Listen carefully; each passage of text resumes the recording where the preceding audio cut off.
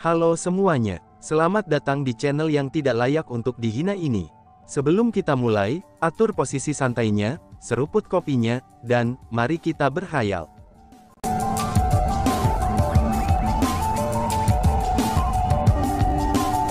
Melanjutkan cerita sebelumnya, ketika mereka melihat orang-orang dari Tanah Suci Starfall terus melanjutkan perjalanan tanpa niat sedikit pun untuk berhenti, ekspresi antisipasi di wajah orang banyak di alun-alun berubah menjadi kekecewaan. Alasan untuk itu adalah, karena mereka merasa bahwa mereka tidak akan dapat melihat Putri Suci Starfall Holy Land. Itu wajar bagi mereka untuk kecewa, karena Putri Suci lewat tepat di depan mereka. Tepat pada saat itu, Han Yu berteriak, "Nona Xia, harap tunggu. Ini aku, Han Yu." Setelah Han Yu berbicara, banyak orang yang hadir semua menatap tajam ke arahnya. Setelah semua, mereka merasa bahwa tindakan Han Yu akan memberikan pertimbangan besar kepada mereka. Namun, mereka telah mengabaikan fakta bahwa Han Yu sendiri juga ingin melihat Xia Yun. Namun segera, kerumunan menemukan bahwa bahkan setelah suara Han Yu didengar, tapi orang-orang dari Tanah Suci Starfall terus berjalan tanpa niat untuk berhenti. Melihat ini, Han Yu tidak bisa tetap tenang. Lagi pula, dia sudah membuat deklarasi sebelumnya. Jika Xia Yun ingin benar-benar pergi seperti ini, dia akan mempermalukan dirinya sendiri. Tunggu, tiba-tiba saja, tepat pada saat Han Yu khawatir, suara manis yang tak tertandingi terdengar dari kursi di langit. Mendengar suara itu, dan banyak generasi muda yang hadir bereaksi dengan gemetar. Mereka begitu bersemangat, sehingga hati mereka hampir meledak keluar dari tubuh mereka. Alasan untuk itu adalah, karena semua orang tahu bahwa itu adalah suara Putri Suci Starfall. Setelah Han Yu berbicara, Xia Yun sebenarnya benar-benar menjawab. Pada saat itu, banyak orang dari generasi muda tidak dapat menahan diri, dan mulai menatap Han Yu dengan kagum. Tampaknya merasakan tatapan mereka, ekspresi bangga di wajah Han Yu tumbuh lebih intens. Namun orang banyak tidak tahu, bahwa Han Yu sebenarnya menghela nafas panjang dalam hatinya. Dia lebih takut daripada orang lain, kalau Xia Yun akan pergi begitu saja tanpa repot-repot berhenti sama sekali. Untungnya, Xia Yun akhirnya berhenti. Selanjutnya, sesosok cantik segera keluar dari kursi. Wanita itu mengenakan gaun putih.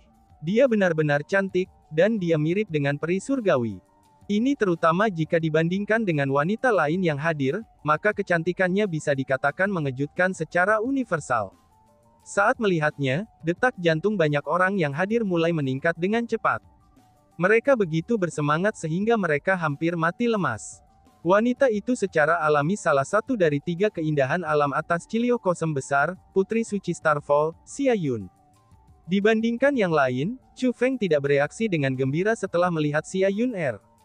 Karena bagaimanapun, ini sudah ketiga kalinya dia melihatnya.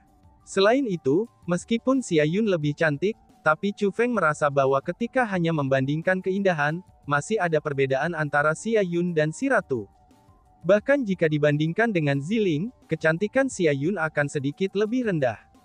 Keindahan Xia Yun lebih pada tingkat Surou, Sumei, dan Xian Miao Miao. Jadi pada saat itu, Chu Feng tidak bisa untuk tidak mengagumi kenyataan, bahwa meskipun orang-orang dari alam bawah memiliki tingkat kultivasi yang rendah, tapi mereka memiliki beberapa keindahan.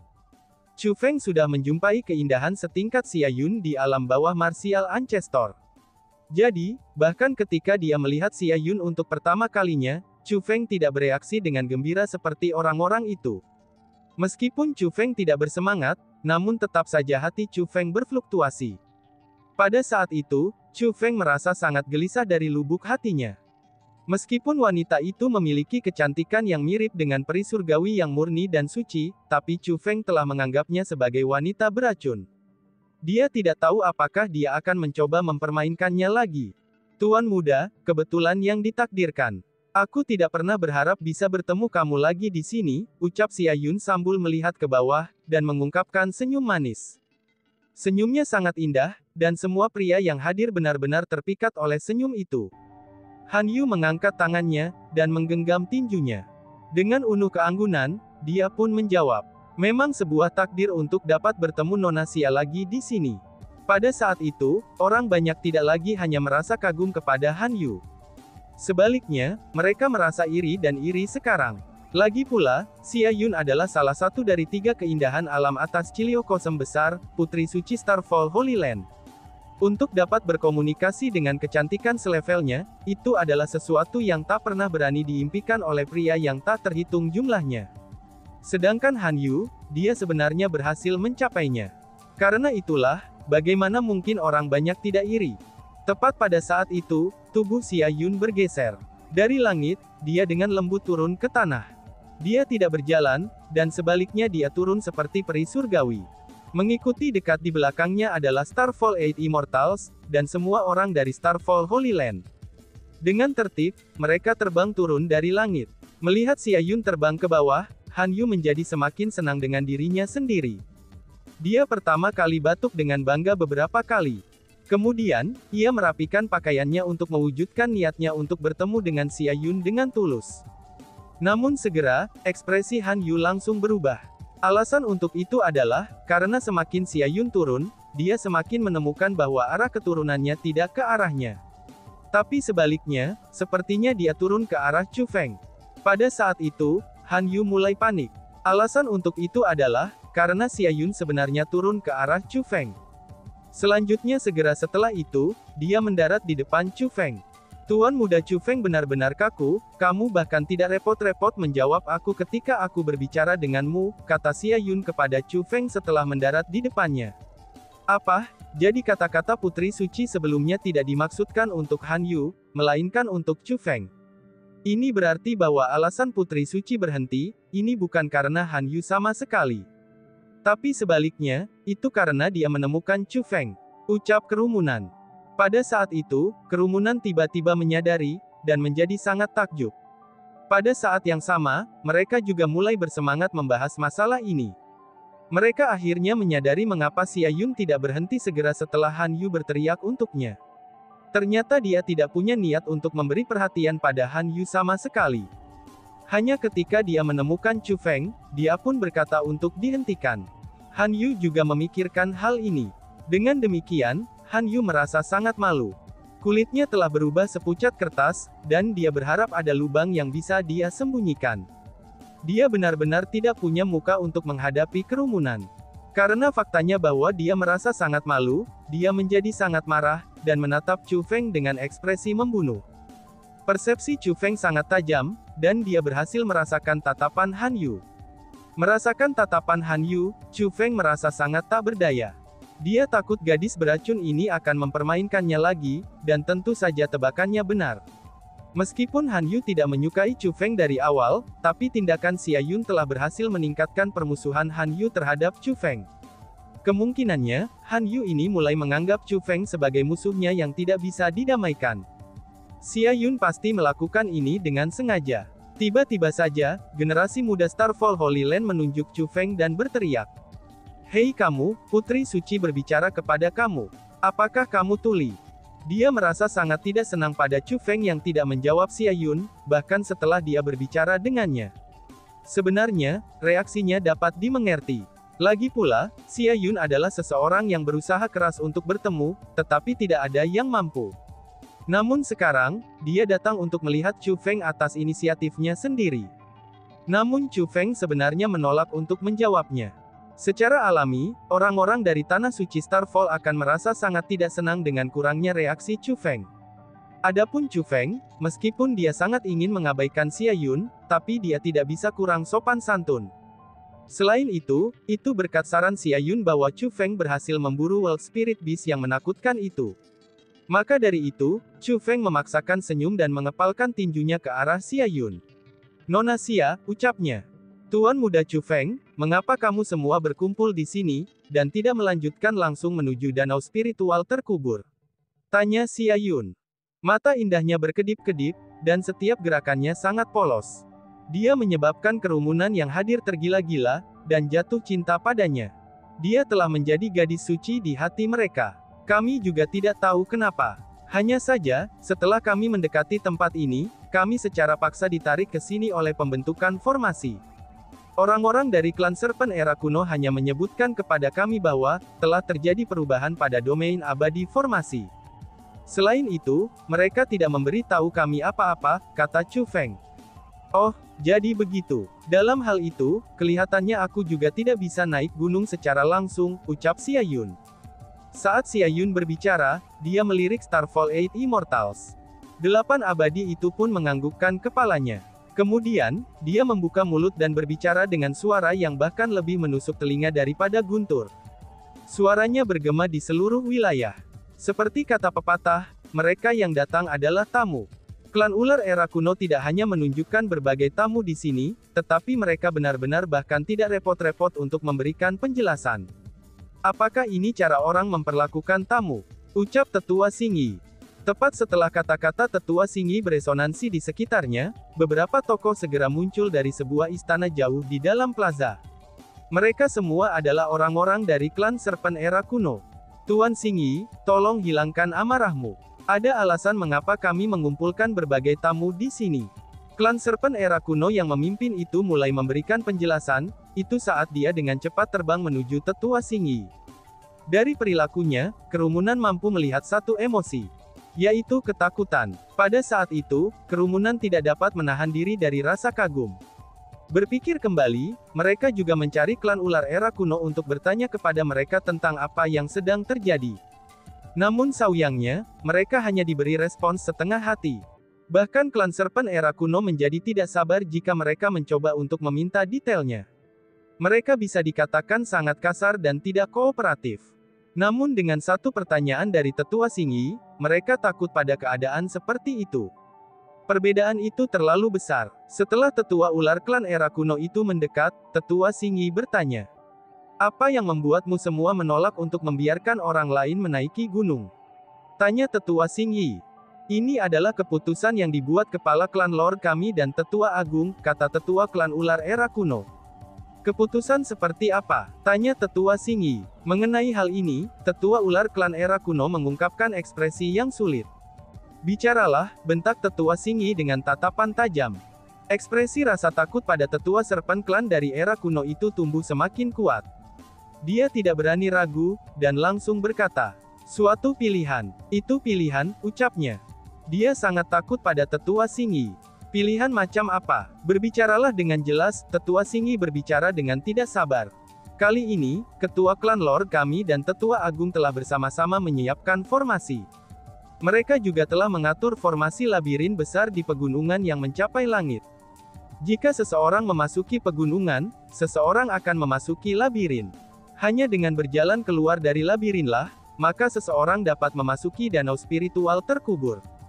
Kalau tidak, seseorang akan terjebak dalam formasi labirin sampai menghilang dengan sendirinya. Hanya dengan demikianlah, seseorang dapat melarikan diri dari labirin," kata Tetua Klan era kuno itu. "Omong kosong macam apa ini? Bukankah ini sengaja mempersulit orang lain?" "Betul sekali. Mengapa kami bepergian jauh untuk datang ke sini? Kita semua datang ke sini demi danau spiritual terkubur. Namun sekarang, kamu memberitahu kami bahwa kami harus melalui semacam labirin untuk memasukinya. Bukankah ini tindakan intimidasi yang jelas?" ucap kerumunan. Pada saat itu, banyak orang yang hadir tidak dapat menahan diri, dan mulai menyuarakan ketidaksenangan mereka. Seseorang juga harus berusaha untuk mendapatkan pemahaman setelah memasuki danau spiritual terkubur. Jika seseorang tidak dapat memahami apapun, memasuki danau spiritual terkubur akan menjadi tidak berarti. Meskipun danau spiritual terkubur adalah aspek yang paling berharga dari domain abadi formasi, tapi kekuatan yang terkandung di danau spiritual terkubur telah tumbuh semakin lemah. Pada gilirannya, semakin sulit bagi seseorang untuk memperoleh pemahaman darinya. Jika kemampuan pemahaman seseorang tidak mencukupi, maka ia tidak akan bisa mendapatkan apapun bahkan setelah memasukinya. Aku percaya ini bukan pertama kalinya bagi banyak orang di sini, yang tiba di domain abadi formasi kita. Kamu semua juga telah memasuki danau spiritual terkubur sebelumnya. Mungkin saja, kamu semua kembali dengan tangan kosong kan?" Tetua Ular Klan era kuno itu memandang ke arah kerumunan saat dia mengucapkan kata-kata itu. Pada saat itu, banyak orang menundukkan kepala mereka. Seperti yang dikatakan oleh Tetua Serpent Klan dari era kuno, kekuatan danau spiritual terkubur telah berkurang. Jika seseorang tidak memiliki pemahaman yang memadai, bahkan jika seseorang memasuki danau spiritual terkubur dan menghadapi kekuatan yang meledak, ia tidak akan dapat memahami apapun. Maka dari itu, banyak orang akhirnya kembali dengan tangan kosong. Jadi pada kali ini, ketua klan Lord kita telah memutuskan untuk memberikan semua orang pilihan, kata tetua ular klan era kuno itu. Pilihan? Pilihan apa? Kerumunan bertanya. Selain membuat formasi labirin, ketua klan Lord kami dan tetua agung juga telah membentuk formasi besar di luar pegunungan yang mencapai langit ini.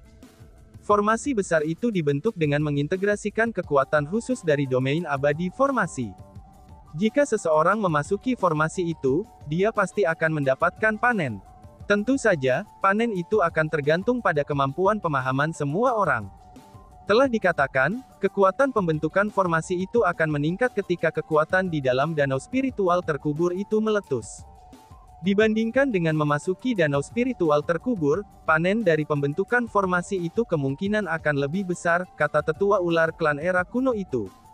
Dengan kata lain, jika kita memilih untuk naik gunung, kita tidak akan bisa memasuki formasi itu untuk berlatih. Jika kita memilih untuk memasuki formasi itu, apakah kita tidak akan bisa memanjat gunung? Seseorang bertanya. Itulah tepatnya, kata tetua ular klan era kuno itu. Jika itu masalahnya, kamu harus memberi tahu kami secara langsung. Mengapa kamu membiarkan kami mengering di sini? Itu benar, ucap kerumunan. Suara kerumunan bergema dengan cara yang sangat tidak menyenangkan. Sebenarnya, aku seharusnya tidak memberitahumu tentang hal ini sama sekali. Menurut perintah ketua klan Lord kami, kamu semua akan segera memasuki formasi. Setelah memasukkannya, kamu dapat memilih salah satu dari dua jalur yang ada. Satu jalur akan mengarah ke formasi kultivasi, sedangkan yang lain akan mengarah pada formasi labirin. Namun terlepas dari jalan mana yang kamu pilih, kamu tidak akan bisa berbalik, jawab tetua klan ular kuno. Setelah tetua klan ular era kuno selesai mengucapkan kata-kata itu, dia melihat ke tetua Singi. Pada saat itu, kerumunan yang hadir pun mulai mengerti. Ini adalah game yang dibuat oleh klan Serpent era kuno. Itu semua akan tergantung pada mereka, tentang bagaimana mereka akan memainkan permainan ini. Kata-kata yang diucapkan oleh tetua Serpent Clan dari era kuno sebelumnya, itu telah mengungkapkan rahasia yang paling penting mengenai permainan. Itu semua berkat tetua Singi, bahwa orang banyak bisa cukup beruntung untuk mengetahui tentang rahasia penting itu. Dengan demikian, pada saat itu kerumunan pun melemparkan tatapan bersyukur kepada tetua Singi. Tepat pada saat itu, Han Yu segera berdiri. Dengan tatapan yang sangat kejam, dia pun berkata, Tetua, kamu mengucapkan kata-kata itu dengan cara yang biasa saja, tetapi apakah kamu benar-benar berpikir, bahwa tindakan klanmu itu sudah benar? Domain abadi formasi telah ada sejak era kuno. Itu selalu dianggap sebagai tempat pelatihan suci oleh banyak spiritualis dunia alam atas Ciliokosem besar. Namun sekarang, klan ular era kunomu telah mengubah aturan untuk memasuki danau spiritual terkubur atas kemauanmu sendiri. Apakah kamu semua benar-benar berpikir tindakan kamu itu sudah benar? Tanya Han Yu. Bagaimana mungkin itu tidak benar? Tepat pada saat itu, suara nyaring dan nyaring tiba-tiba terdengar. Pada saat yang sama dengan suara itu terdengar, sesosok muncul di depan orang banyak. Itu adalah sosok klan Serpent era kuno yang lain. Hanya saja, dibandingkan dengan klan Serpent era kuno lainnya, dia jauh lebih besar dan lebih kuat. Selanjutnya, pakaiannya juga sangat khas. Di tubuhnya ada baju zirah emas, dan di kepalanya ada mahkota emas. Dan bahunya terbungkus jubah merah. Menambah bangunan tinggi dan kokoh yang dimiliki oleh klan Serpent era kuno, dia tampak sangat mendominasi saat dia berdiri di sana. Yang paling penting adalah, aura individu itu sangat dalam dan kuat. Ketika dia muncul, dia benar-benar menaungi semua orang yang hadir. Bahkan Starfall 8 Immortals tidak dapat menyamai auranya. Setelah melihat individu itu, ekspresi Han Yu sangat berubah. Chu Feng dapat dengan jelas melihat satu emosi di matanya, dan itu ketakutan. Kami memberikan penghormatan kepada ketua klan. Setelah individu itu muncul, semua klan ular era kuno dengan cepat berlutut di tanah, dan menyapa individu itu dengan hormat. Pada saat itu, Chu Feng menyadari siapa keberadaan yang mendominasi itu tanpa perlu pengenalan. Itu sudah jelas, dia adalah kepala klan Serpent klan era kuno. Domain abadi formasi adalah wilayah klan ular era kuno kita. Kami memiliki otoritas absolut atas domain abadi formasi ini. Maka dari itu, kita bisa melakukan apapun yang kita inginkan. Bahkan jika kita memutuskan untuk tidak mengizinkan kalian semua memasuki tempat ini, maka kalian semua tidak akan bisa masuk. Jadi, aku ingin bertanya sebagai gantinya. Apakah salah yang dilakukan klan ular era kuno kita? Tanya kepala klan ular. Kepala klan ular era kuno menatap Han Yu dengan tatapan tajam dan mendominasi. Junior ini berkepala panas. Aku harap senior tidak tersinggung. Han Yu buru-buru menggenggam tinjunya, dan mengakui kesalahannya. Dia bahkan tidak berani mengangkat kepalanya. Pada saat itu, Chu Feng memperhatikan bahwa bukan hanya ekspresi Han Yu yang jelek, tapi dia juga berkeringat. Kebanggaan dan kesombongannya telah hilang sepenuhnya. Pada saat itu, satu-satunya yang tersisa dalam dirinya adalah rasa takut. Setelah Han Yu meminta maaf dengan tulus, kepala klan Serpent era kuno hanya memelototinya sekali, dan kemudian memutuskan untuk tidak lagi memperhatikannya. Apakah ada orang lain yang keberatan? Tanya kepala klan ular. Pada saat itu, kepala klan ular era kuno mengalihkan pandangannya ke kerumunan. Itu adalah tatapan yang sangat mendominasi, dan seolah-olah dia tidak menempatkan siapapun di sini di matanya. Selanjutnya, dia terus menatap yang sama sepanjang waktu. Tidak hanya dia membalikkan tatapan seperti itu pada Chu Feng dan yang lainnya, tetapi tatapannya tetap sama ketika mendarat di Starfall 8 Immortals. Dengan kata lain, dia juga tidak menempatkan Starfall 8 Immortals di matanya. Tidak ada yang menjawab pertanyaannya, dan bahkan Starfall 8 Immortals tidak menjawabnya. Jika tidak ada keberatan, maka patuhi aturan klan ular era kuno kita. Aku akan mengingatkanmu semua ini. Jika ada yang berani mengganggu kita lagi, jangan salahkan klan ular era kuno kita karena tidak sopan. Meskipun benar bahwa mereka yang telah tiba adalah tamu, tapi aku harus mengingatkan semua orang tentang satu frasa juga. Ini artinya, tamu harus mengikuti aturan tuan rumah. Jadi aku berharap tidak ada yang menciptakan ketidaknyamanan, dan juga masalah bagi klan ular era kuno kita, ucap kepala klan ular. Setelah kepala klan ular era kuno selesai mengatakan kata-kata itu, dia berbalik dan melihat ke arah tetua ular klan era kuno, yang telah menjelaskan apa yang terjadi pada Chu Feng dan yang lainnya. Bang! Tiba-tiba saja, dia menembakkan tinjunya. Tinjunya secara langsung menghantam tetua Serpent Clan dari era kuno itu beberapa meter jauhnya. Ketika dia mendarat, dia benar-benar berdarah, dan napasnya berhenti. Aib bagi klan ular era kuno kita. Bawa dia ke kolam pengkhianat, ucap kepala klan ular. Setelah ketua klan Serpent Clan era kuno selesai mengucapkan kata-kata itu, dia melambaikan lengan bajunya, lalu membubung ke langit dan pergi tanpa berpikir dua kali. Dia meninggalkan kerumunan yang benar-benar terpana. Dan tiba-tiba saja bersambung. Sekian dan terima kasih banyak. Bye-bye.